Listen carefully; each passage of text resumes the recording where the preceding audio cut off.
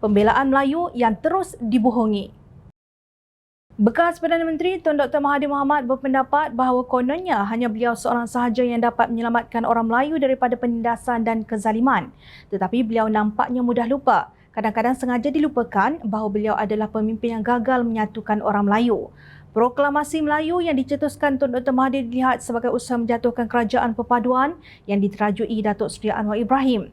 Timbalan Pengerusi DAP Pulau Pinang, P. Ramasamy berkata, proklamasi Melayu itu tidak lain selain propaganda politik bagi meraih sokongan orang Melayu untuk menggugat dan menjatuhkan kerajaan perpaduan. Menurutnya, Mahathir tidak dapat menerima hakikat Anwar telah menjadi Perdana Menteri negara dan perkara itu menjadi punca kegusaran Mahathir. Proklamasi Melayu mungkin bertujuan menyelamatkan orang Melayu daripada dipinggirkan.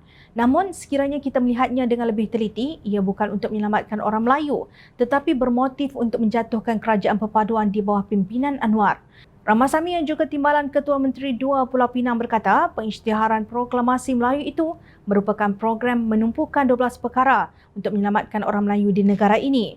Namun katanya orang yang menjadi sumber pengisytiharan ini dan mereka yang menandatangani proklamasi tersebut merupakan pemimpin sama yang telah mengecewakan orang Melayu selama beberapa dekad.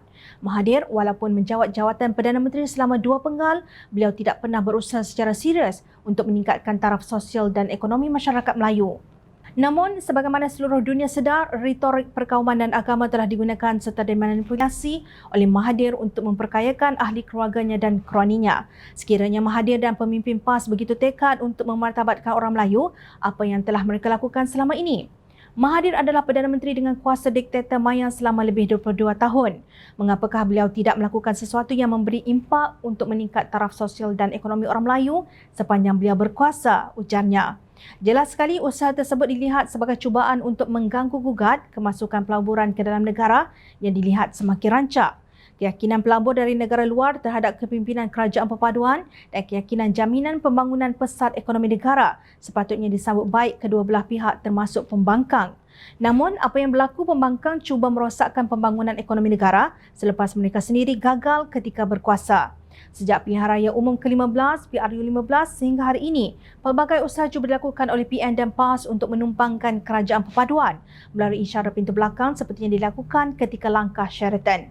Percayalah, usaha ini tidak akan berhasil memandangkan kerajaan hari ini sangat kukuh bukan sahaja daripada segi jumlah, malah hubungan dalaman parti sangat baik tanpa boleh diganggu-gugat.